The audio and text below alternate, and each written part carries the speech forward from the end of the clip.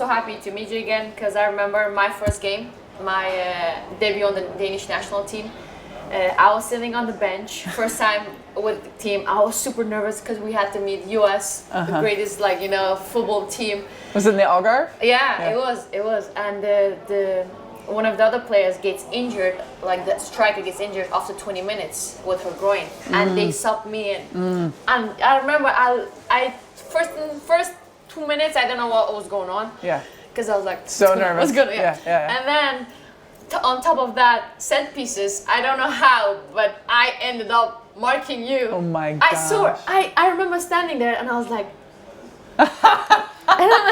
I'm sorry. No, and I was like, is this for real right now? Why is this gonna happen? So that's how my. What year was it? Was it 2009? 2009? Yeah, I think so. How did we do? Did you win? Did we win? You guys won 1-0, but you didn't score. Oh, that's good then. Good job. That's good for you. No, obviously, you've inspired so many football players, so many kids, and I honestly saw your speech last year, and so many of the stuff that you said, I know that's how I grew up. Yeah. And what made you make that speech? What was? Well, I think that one of the big reasons why I wanted to write that speech and I wanted it to be good is I found myself on stage next to Kobe Bryant and Peyton Manning. Do you know those guys? Yeah, of course. So Kobe, Laker, Peyton, yeah. he was an NFL guy. And all three of us were getting the same award, this Icon Award from the ESPYs. Yeah. And the ESPYs, for those who don't know it, is this nationally televised Oscars, right, for sports. It's the biggest award show for sports throughout the year. And all three of us were getting this award, and I just felt like overwhelmed in gratefulness. I was so proud. And also, I felt like, wow, we women, we finally made it. Here we are. We're getting the same awards. And the light turns off in the camera, and all three of us walk off stage, and I realize instantly, and it slaps me in the face, that the three of us were walking into very different retirements. So the reason why I wrote the speech and the reason why I have dedicated myself to women's rights, to equal pay and equality overall since I retired is because of this moment. Yeah. Is because I thought that I was insulated and that sexism and misogyny didn't relate to me because I was on the national team, right? But here I am finally really truly experiencing this moment that, Kobe and Peyton were having to figure out where they're going to invest their hundreds of millions of dollars. And here I am struggling and terrified trying to figure out how I was going to pay my mortgage that month, right? Yeah. And so this is the experience that I understood that every woman has. Every single woman has this experience. Definitely. On average, a woman has to work 12 years longer to earn the same amount that a male makes having done the same job. 12 years, right? And it's even bigger in sports, mind you, right now. So that's why I felt inspired and motivated, because I truly believe that there's no reason why women need to be paid differently. Because, the people argue with women having to take maternity leave. It's basically a maternity tax. There should be legalization and policy that's created that both men and women should be required to take time off. And I know that Iceland and some countries actually do this. And also, let's think about this. Women are literally creating our future economy. The future of our lives and our livelihood is reliant on women. Women should be getting a bonus for doing this. Seriously. Thank you for your service. You're adding to our world. Yeah. So that's kind of why, and I'm so pleased that the speech was as impactful to people as it was to me, and it's turned into a book. I call it Wolfpack, and it's been a wild couple of months, couple of years, Yeah. And no, I was inspired when I saw it, because again, I think you're gonna reach out to so many people, and no matter if you're an athlete or any area in your life, it's a fact. And you come from the US, where women's football is something so normal, and they are more popular than the men's, and it might not be the equal pay, but you get the respect, and you have this national team. But there are areas where women's not even allowed to play football. It's crazy. How sick is that? It's so unfortunate. And that's why this show is Be Inspired, and me talking about with strong women like yourself to tell you, listen, it is first of all okay to do sports. Secondly, you can become to this person. Yeah. And when you grew up, how important was it for you to have female role models? Because I'm going to be honest, until I started playing on the national team, I've barely watched any women's football because there wasn't any. I didn't knew any players until I was like, oh, this is Abby Wambach. Yeah. Cool, thanks.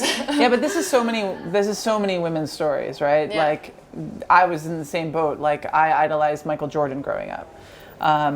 And so much of that is because there was no marketing, there was no women athletes on television for me to watch, right? So when you think about some of the sexism and misogyny that runs rampant, right? Like, you think that the women's national team is more popular than the men's national team, right? I would say so. Right, you would say so. You're in the game and you get it. Well, the men's national team makes more money. And you think women have earned more respect here than the men's team, but it's actually not true, right? No. Because the women's team respect is money, right? Like, you will get paid if they respect you enough, if they think that you've earned it, right? So I believe that when you look at the whole of the conversation, you have to talk about media. Yeah. Media is a really important factor because that's how people see. You can only be something if you can see it. Yeah. There are pioneers, there are women out there that are fighting for something that is yet to be. Yeah. And those women should be made into heroes, right? And I think that the Mia Hamms, the Billie Jean Kings, women who came before us that put women's sports on the map. Yeah. But now that we have some sort of platform, now it's the responsibility of the media to cover it. Do you know that only 4% of the sports that are covered in all of media are covered by are about women? No, I didn't. 4%. That's abysmal, right? So, like, for you to be doing the show, that shows me that beIN is committed to trying to solve for that problem. Yeah. Because at the end of the day, when we're on our social media feeds or we're consuming media, that is creating a bias. Yeah. That is creating an understanding of what is possible, right? And so the messages that's sending out to our daughters and our sons of what you can be and what you can't be, those things, you can't go back. I don't know why I have always believed that I could do whatever I wanted. I'm an anomaly, right? And then I get into the women's national team culture, and that is the belief system there. So I've landed in the right place. Yeah. So many kids don't get to experience that because not every kid is going to be good enough to make it onto the national team. Let's be honest. Yeah. You know, not every kid is going to be good enough to find themselves in an environment like I was. But every kid should be afforded the opportunity and the right to believe that they can be whatever they want. So it's going to take a little bit more time, but we have to get more commitment and funding for media, for the people, to see what is actually happening, because this Women's World Cup is so inspiring. Like, I mean, I get chills. I get chills thinking about how awesome and powerful and strong and unified some of these teams are.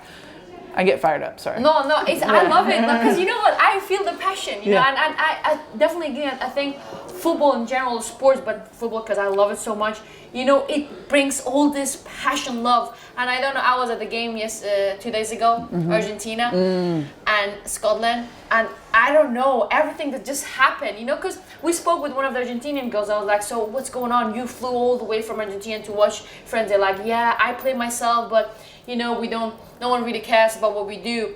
And then you see this team being behind 3-0, and they just turn it up 15, 20 minutes. You know, the last goal that she scored, and she was doing like the sliding, everyone was crying on that team. And the fans were crying during the national anthem. I was like, yo, this is so cool. And this is the way that you can change it, you know? Like, the people that look down or don't even see the game, that's how you get the attention. Yeah. And that's I think what you guys have been doing with the football, and you know, you guys fight for the equal pay, which is a massive respect. I think that was the reason the Danish national team also took up the fight with the federation. Didn't go that well to start with, but I think, you know, small steps. Again, I just want to say thank you that you do the stuff that you do, the stuff you've been doing. Yeah. Okay, something less how has the World Cup been so far for It's you? been amazing. Yeah? It's so great to watch some of my former teammates and then watch some of the younger kids come in. You know, I think that this might be likely the most talented team that the United States has ever fielded. Yeah? For sure, it's the best front three that I've ever seen. I mean, think about this. Tobin Heath, Alex Morgan, and Megan Rapinoe. That's crazy, I know. A, they're on the same team, and B, they're all on the same line. They're in the That's front crazy. three. So 2 out of those 3 could have a terrible game or take up the attention of the entire back line. Yeah. And that still leaves Megan Rapinoe open, or Alex Morgan open, or Tobin Heath open crazy, to have a game, to have a blinder. It's like, for me, and they're all genuinely happy for each other. Yeah. When one is successful, they're all successful. And that's something that you don't find everywhere, right? Yeah. You don't find a group of women who are badass and type A and all think that they're the best in the world, rightfully so. It's hard to get all of them on the same page, believing in the same idea and the concept of what team means. And we all do this more. We all can go further together instead of apart, right? And I think that's why our national team has had so much success, because we really do rely on each other and we hold each other's strengths and weaknesses really firmly. And where my strengths lied, might have been where Alex Morgan's weaknesses rose, right? Yeah. So I was able to cover up some of her weakness with my strength. And the more you do that around the field with all the partnerships that happen throughout a game and all of the connections, the more chances you give yourself to score goals. True. I think something I learned when I was in the US, so I played there for 3 seasons. The first season I just went there for 2 months, like on a loan, because I wanted to see. It was Yeah, so you far scored away. like 1 billion goals, Yeah, right? You scored more goals than I know, anybody. yeah. So I just wanted to see what it was. But one thing that I loved was that, first of all, there's competition. Yeah, everyone's killing each other in practice. But as soon we went on the field, everyone on the bench was more happy that I scored the goal than I was. Yeah. And I was like, "Whoa, this team Yeah, thing. yeah. I've never experienced anywhere like it. Like nowhere, not even on the Danish national team." And I was like, that's what makes the team so strong, the competition. But then once you're united. Yeah. I think that it's so easy to fall prey to this idea of it's me versus you. Yeah. When you score, I'm that means that I'm doing bad. So we work on this constantly, that it's a language and a mindset. Yeah. So it's like, hey, when Alex Morgan would score, right? That's my time where I go, okay, I got to pick this up. I got to play better. It's not she's taking something from me. It's that I haven't done what I needed to do. Yeah. So we're competing with each other rather than against each other. Yeah. It's a huge difference in mentality. It's a huge difference in performance. And then it actually leaves space for us to actually be happy for the other one. Like, I'm really so thrilled when Alex scored goals and I was on the field next to her, right? And she was genuinely happy for me when I scored goals and she was next to me.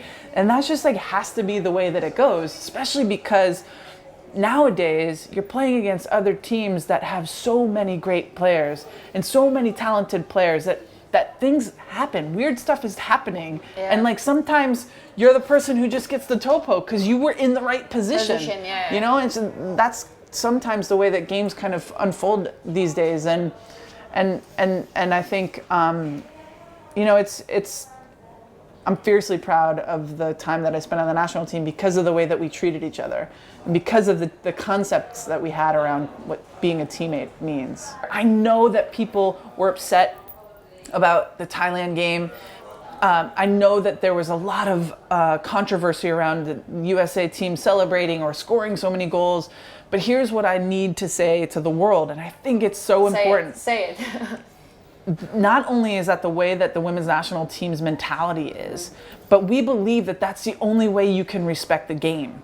And this wasn't against Thailand, and this is not even against FIFA, right? This is just about progress, and we are just a little bit further down the road than a Thailand is. But this gives Thailand the information. This gives Thailand an understanding of how far they need to go, and this also gives the Thailand's federation an opportunity to go, you know what? We need to start investing a little bit more into these women's teams, into our women's team. They made the World Cup. That's great, right? But what we need to do is actually start expanding our mindsets and grow the game. And also, I think we all have to go inside of ourselves and figure out what we believe to be true about what women are allowed to be. Women are allowed to be powerful. Women are allowed to be successful. Women are allowed to celebrate their wins and successes. And also, this is like such an important moment for women, because I was getting this in my Twitter, like, oh, well, men, I would say this about the men. Okay, that's fair. You might say this about the men, but the men aren't competing for their livelihood during these World Cups. They're already making the millions and millions of dollars.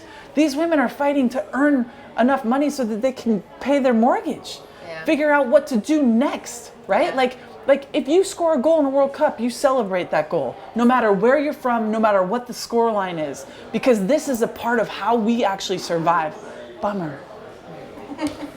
Wow, man, that's you killed it. Yeah. Everything Cool. you say, I'm like, oh, speech, speech.